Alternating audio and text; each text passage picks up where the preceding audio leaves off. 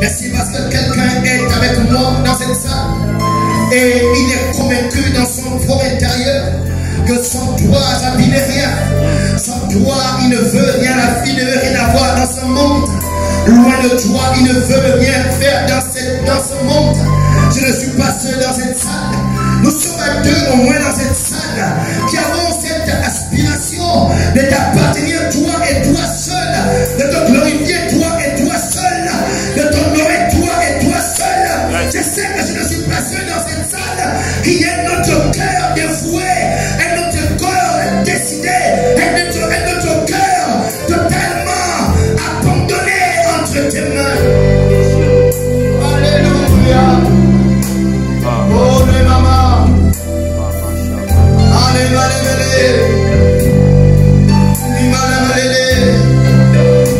oh, maman, tu es censé lever ta voix. Tu es censé adorer ton Dieu. Tu es censé apprécier ton Créateur. Tu es censé aimer celui qui a donné sa vie. Il n'a pas regardé à ce que tu étais. Il n'a pas considéré à combien tu étais mauvais. Il a regardé à son amour, il est venu. Ce matin, c'est un culte, c'est un culte où on vient rendre des actions de grâce à Dieu. C'est un culte où on vient tourner notre être vers lui. Toute cette semaine, le monde nous a pris. Le travail a occupé tes émotions. Les relations humaines ont occupé tes émotions. Les déceptions, la méchanceté des autres a occupé tes émotions. Mais le dimanche, c'est le jour où Jésus doit occuper ton être tout entier. Je ne sais pas pourquoi tu te retires dans sa présence. Je ne sais pas pourquoi ta bouche est fermée. Je ne sais pas pourquoi tes émotions sont fermées. Alors tu es devant ton bien-aimé. Tu es devant celui qui t'aime avant que tu ne l'aimes. C'est lui qui a donné sa vie à la croix. C'est un culte que tu lui rends ce matin. En exprimant tes émotions, en déployant ton sein dans sa présence, en déployant ton sein dans sa maison. Tu es en train de lui rendre Dieu. À ce raison, tu es Seigneur. Ma seule raison de vivre, ma seule raison de vivre, tu es Seigneur. Ma seule raison de vivre, ma seule raison de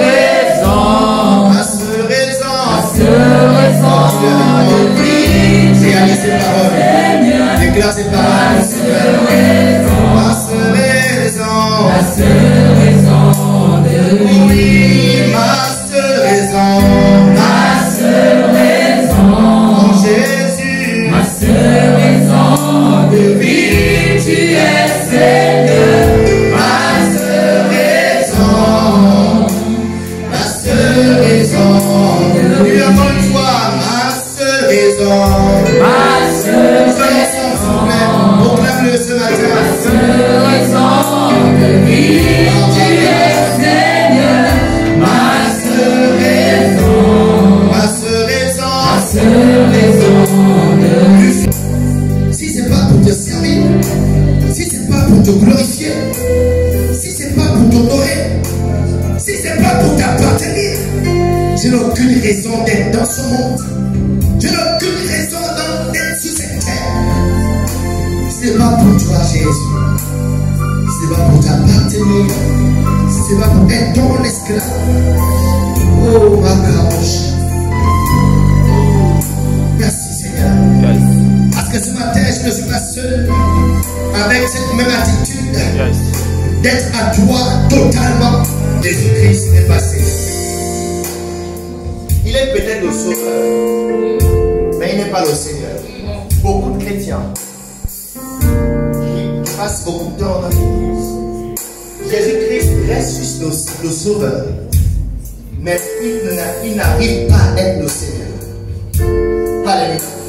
Le mot Seigneur veut dire maître. C'est lui qui contrôle. Alléluia. C'est lui qui dicte. Donc lorsqu'on parle de Seigneur, ça veut dire qu'il y a un esclave. Alléluia. Beaucoup de chrétiens ne sont plus esclaves de Jésus. Beaucoup de chrétiens refusent d'être les esclaves de Jésus. On le veut juste comme Seigneur, comme Sauveur. Sauve-moi de ma vie, je la gère comme je veux. Je fais de ma vie ce que je veux. Toi, Jésus, sauve-moi, Jésus. Mais la vérité est que Jésus-Christ est quoi?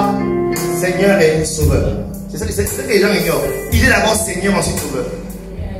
Ça veut dire qu'il ne peut pas te sauver s'il n'a pas été ton Seigneur. Donc c'est pourquoi il dit, il avertit lui-même que ces jours, il dira beaucoup. Je ne t'ai jamais connu. Éloigne-toi de moi.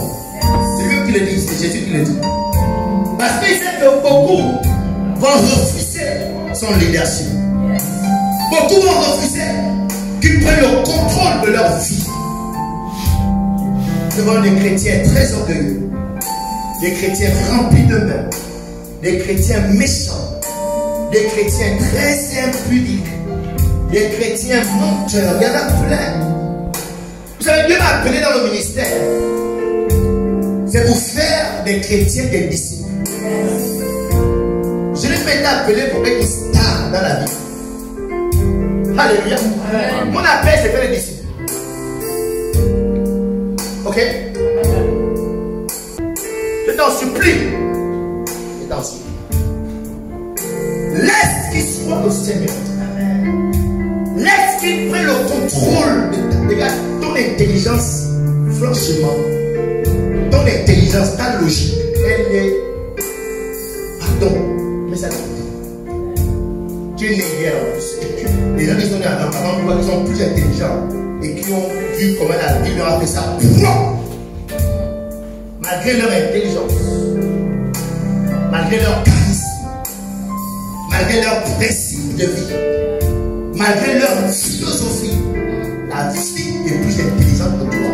Le diable est plus philosophe que toi. Le diable est plus intelligent que toi.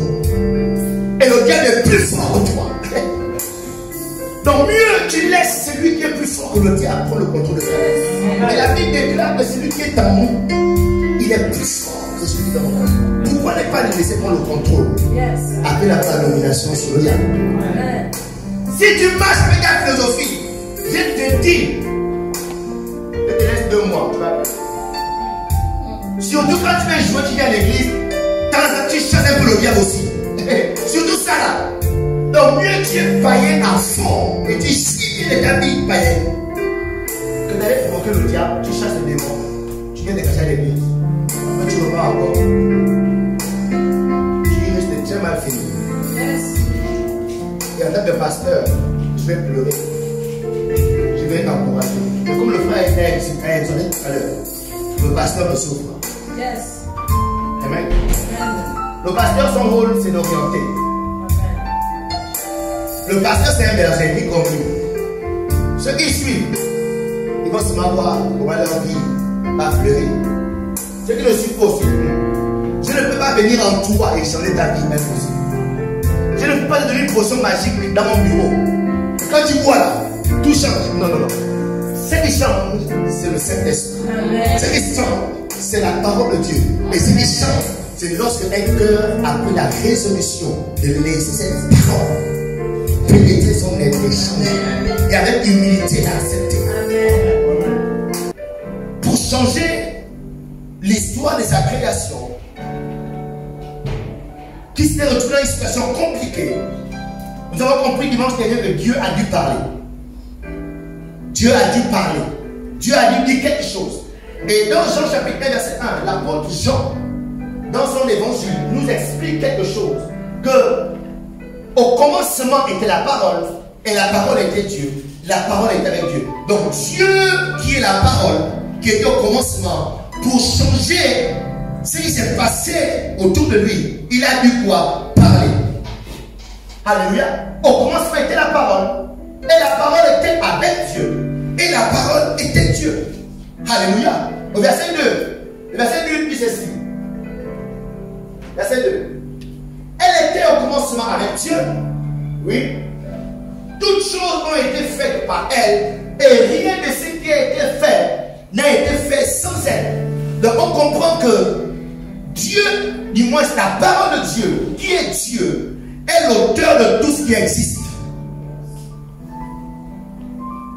Depuis l'invisible jusqu'au visible, le propriétaire, le créateur, l'auteur, c'est Dieu. Il a créé cette terre. Mais la Bible dit que la terre n'était que chaos. Et vide. Il y avait quoi? Des ténèbres à la surface de la Bible. Et l'Esprit de Dieu planait au-dessus de nous. Il y a une version d'Arby qui dit: et la terre était désolation et vide. Il y avait des ténèbres sur la face de la Bible. Et l'Esprit de Dieu planait sur la surface des eaux. Et ce verset est très surprenant pour nous. Quand je lis ça, et quand il médite ce verset, c'est surprenant. Parce que là, il ne s'agit pas d'un gouvernement d'un pays du tiers-monde. Dieu a créé. Quand on est revenu voir la création de Dieu, désolation.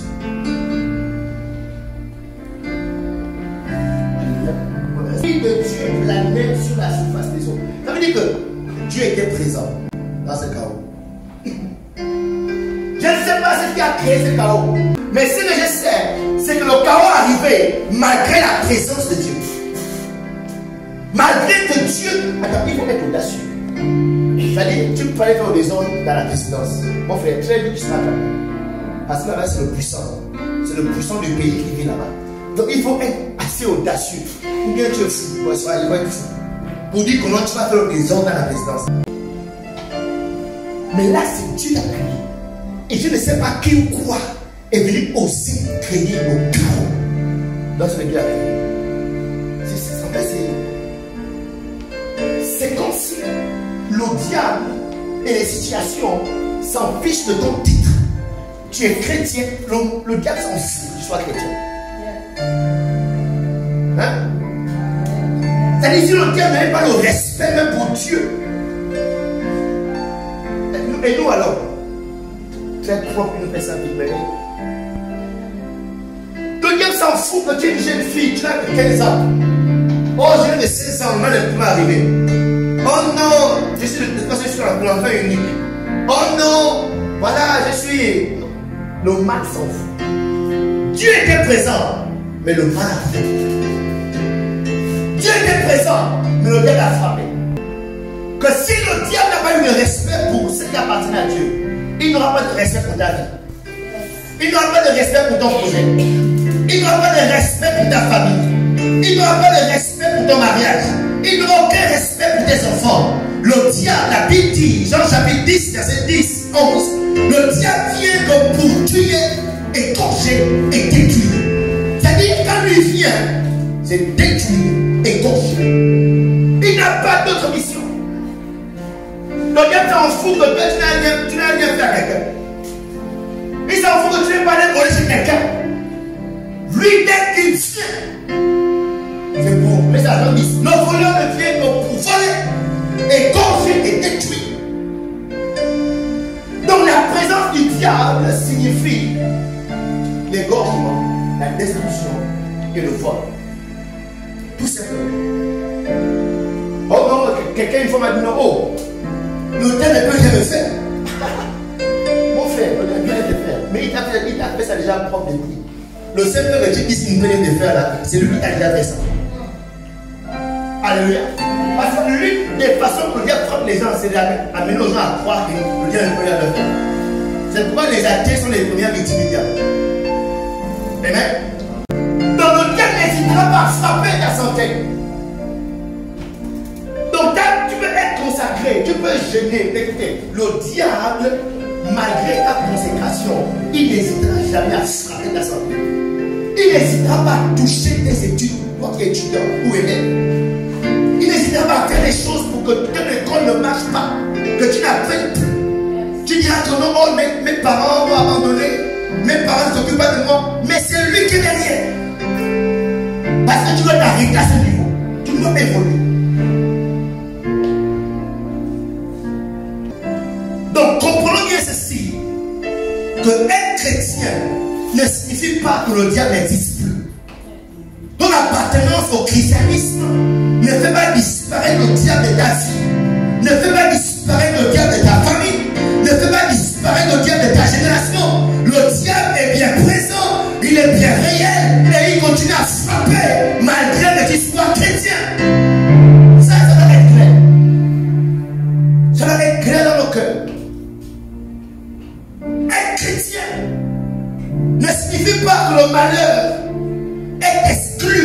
jamais de ta vie. Un chrétien ne veut pas dire que l'échec a disparu. Un chrétien ne veut pas dire que la déception a disparu. Non, non, non, non, non. Parce que beaucoup sont dans cette erreur. Mais je suis chrétien, je me consacre, je cherche le Seigneur, je me prive, tout doit aller good. Mais après, ils se rendent compte qu'ils échouent. Ils se rendent compte qu'ils sont déçus. Ils se rendent compte qu'ils sont trompés. Et là, bam, ce n'est pas de rétrogradation. Les gens rétrogradent. Parce qu'ils ont dit à Dieu. Pourtant, je me remercie. Pourquoi ça m'arrive? Ils se retractent. Parce qu'ils ont cru que leur identité de chrétien enlève le mal de la terre. Jésus-Christ a dit, je vous envoie comme des agneaux au milieu du loup. Alléluia. Vous êtes dans ce monde comme des agneaux au milieu de quoi? Des loups.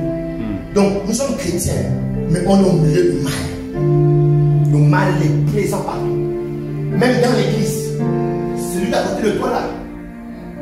Alléluia. Bon, celui qui va venir ce matin. Celui qui va venir ce matin. C'est lui-même qui va être utilisé par l'ennemi pour te faire le mal. C'est lui. C'est lui à qui tu as mis toute la confiance. Que tu t'es dit que wow, voici la personne confiante. Mais c'est par lui-même que par Jésus, plein d'onction, plein de puissance. La Bible dit que lui-même pour choisir ses disciples, Jésus a passé des nuits de prière. Il n'a pas poussé les disciples au pif. Il passait toute la nuit à prier. Quand il descendait, il choisissait. Ça veut dire que son choix était inspiré, poussé par le Saint-Esprit. Était. Mais c'est parmi cette personne qu'il a choisi que le mal est passé. Que Judas a frappé. Amen. Donc même le Christ, malgré son choix, le mal était présent. Donc je voudrais que ça soit clair dans nos esprits. Pour que quand le mal viendra, qu'on ne vienne pas douter de Dieu. Qu'on ne vienne pas se dire que Dieu m'a abandonné. Ou pire encore, qu'on ne vienne pas dire que non, cette église n'a pas d'onction. S'il y avait l'onction, tout allait bien. Non, non, non. Jésus-Christ, qui a reçu la plénitude de l'onction, Judas était dans sa barque. Judas l'a frappé. Et Judas l'a fait tuer. Amen. Très important. Donc mon but, les amis, je vais dire de vous, par la grâce de Dieu, selon l'appel que Dieu m'a donné, c'est faire de l'église. Donc il faut comprendre ces vérités. Je ne vais pas vous garantir que tout ira bien. C'est pas un vrai message. Quand ils sont dans la tête et non la queue. C'est pas vrai. Souvent, on s'est retrouvé être la queue. Pas même la queue, même. Souvent, après la queue, il y avait quoi?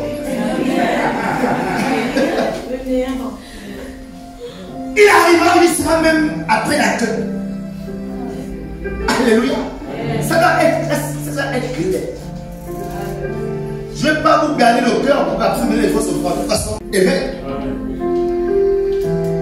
Et cette vérité doit être ancrée dans vos cœurs. Et vous ferez pas votre foi sera forte. Lorsque les situations viendront, rien ne pourra vous ébranler. Moi, je suis là convaincu. Une des choses, vous savez, moi je ne prie pas contre la mort. Moi, je suis arrivé pour un coup. Je n'ai pas le droit de foi. Moi, j'ai vu 90 ans. Oh, moi-même, demain, je meurs. Paul a dit la mort m'est un gain. Ça dit que moi, mourir, c'est un gain. Paul. Ça dit que moi, la mort, c'est plus un combat spirituel. Je chasse la mort de ma vie. Parce que, quand tu es pasteur, vous savez, les pasteurs souffrent. Quand vous voyez rigoler là, la semaine c'est le stress. C'est quel est le stress? Seigneur, qu'est-ce que les gens sont en train de faire dans la maison? Qu'est-ce qu'ils sont en train de penser? Qu'est-ce que Dieu est en train de leur dire? Quelles sont les idées qui sont en train de monter? Combien ils sont retrouvés dans la maison en semaine pour parler contre le pasteur? Parce qu'il y a des gens qui font ça. Ils sont tout bon, non, au pasteur. Je te dis, l'église là, ça ne m'arrive même pas. Je ne laisse même m'appeler. C'est le stress. Et mon cœur bat. Je me lève pour ça. Je réfléchis pour ça. Donc ici, comprenons que le problème, ce n'est pas le malheur qui arrive dans notre vie. Le problème, ce n'est pas le bien qui frappe à nos vies. Mais le problème, c'est quelle est l'attitude qu'on adopte lorsque le malheur arrive. C'est là la différence. Quand le malheur frappe, l'attitude que tu as, c'est là toute la différence. Parce que là, sûrement, le malheur arrive. J'ai dit le malheur arrive. Mais quelle sera ton attitude? Amen. La vérité, une autre vérité que je vais vous dire, les amis, c'est que il y a des bénédictions dans ta vie pour que ça arrive. Il faut que le malheur arrive d'abord. Parce qu'il y a certes, le malheur est comme un moyen de transport pour une bénédiction. Ton mariage doit monter pour venir jusqu'à toi. Dans laquelle ta guérison doit monter pour venir jusqu'à toi. Dans laquelle ta promotion doit monter pour venir jusqu'à toi. Si tu fuis le malheur, il y a certaines bénédictions que tu ne vas jamais expérimenter. Vous comprenez ce que j'ai dit? Yes. Donc le malheur n'est pas toujours tant un malheur. Le malheur est souvent une bénédiction.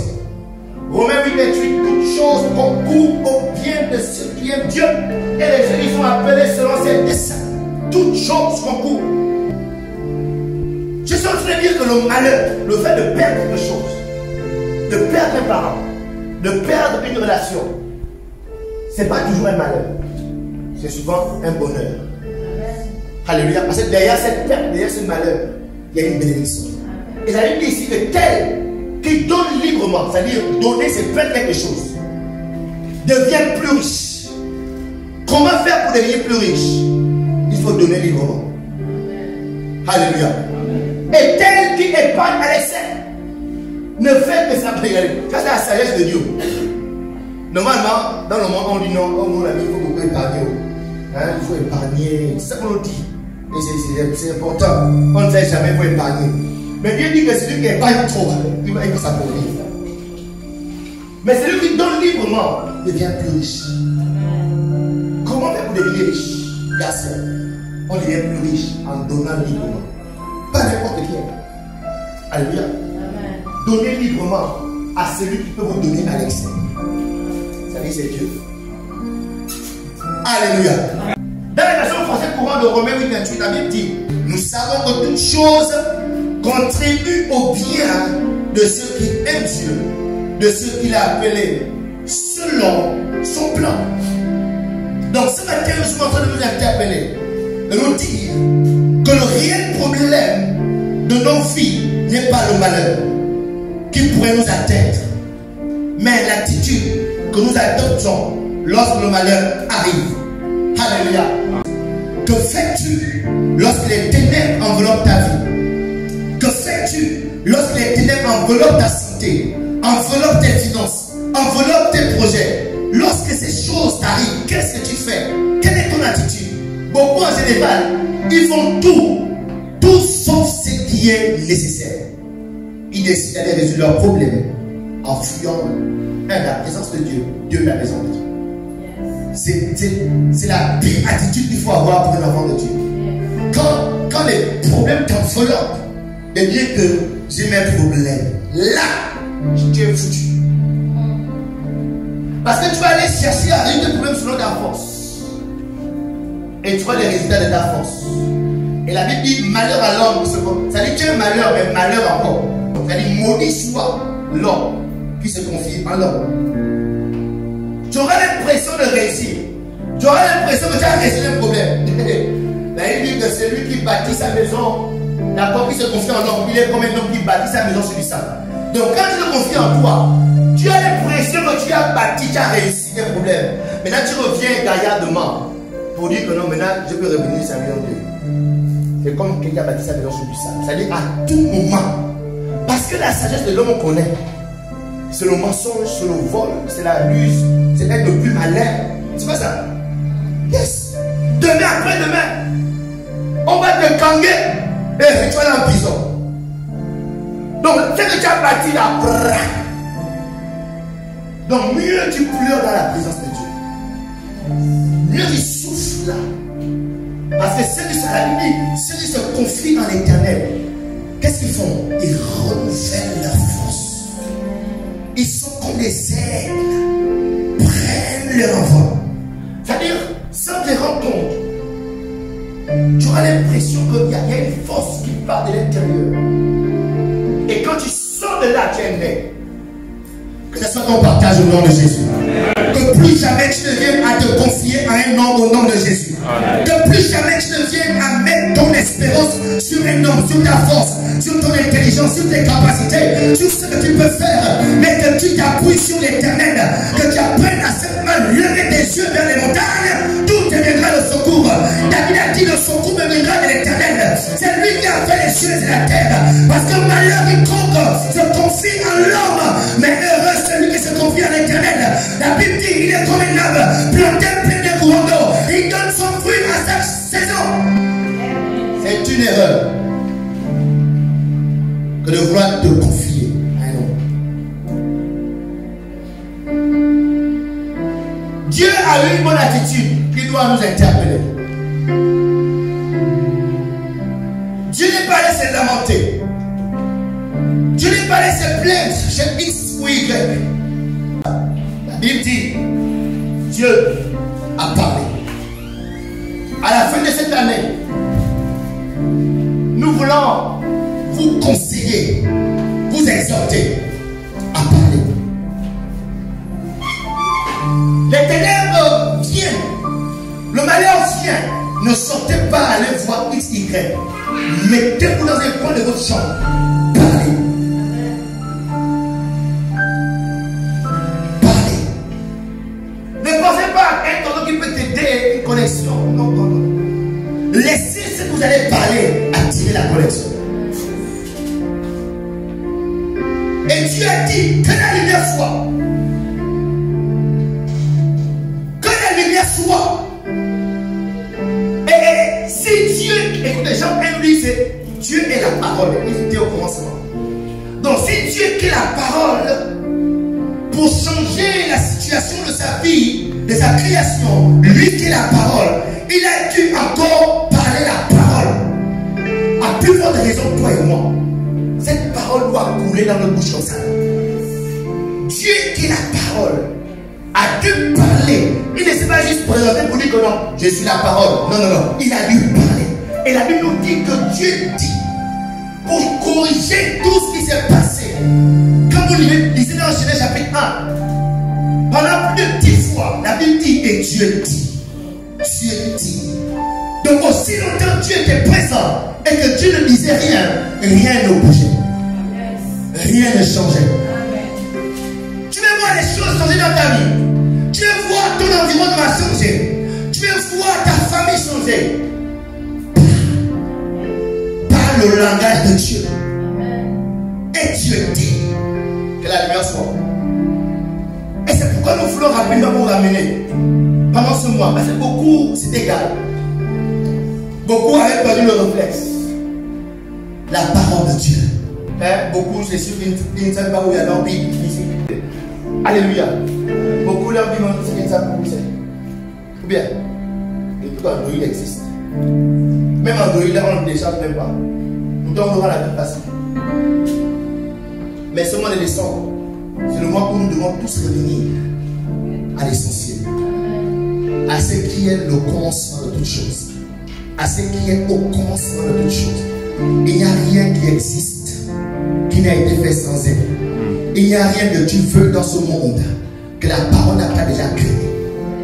Je dis, il n'y a rien dans ce monde que tu veux que la parole n'a pas déjà, n'a pas déjà créé. Parce qu'il n'y a rien que l'homme trouve qui est nouveau. La Bible dit qu'il n'y a rien de nouveau sur le ciel. Tout ce que les hommes font, ils ne font que découvrir ce qui existe déjà, qui a été créé par la parole. Alléluia. Donc, revenons dans ce qui peut amener à notre existence tout ce dont on a besoin. Alléluia. Donc, tout le monde brûle là, tout ce que je fais la nuit sans fille. Je n'ai pas dormi depuis la nuit, depuis 23 heures. En fait, c'est juste pour vous dire, lisez vos Bibles. Alléluia. Sinon, tout le message là, c'est pour dire lis ta Bible. Tout le message c'est pour dire médite ta Bible. Tout le message c'est pour dire mets la parole de Dieu en pratique. Alléluia. C'est ce que nous voulons vous dire. Et c'est ce que Dieu met dans notre cœur. Parce que la majorité, la grande majorité, la très grande majorité des chrétiens dans les églises ne lisent plus, ou ne lisent pas, ou n'ont jamais lu la Bible. Si on vient à l'église un jour, on les invite, ils sont assis là. Un jour, on vit la Bible. Jamais. Jamais. Et c'est pourquoi quand le malheur arrive,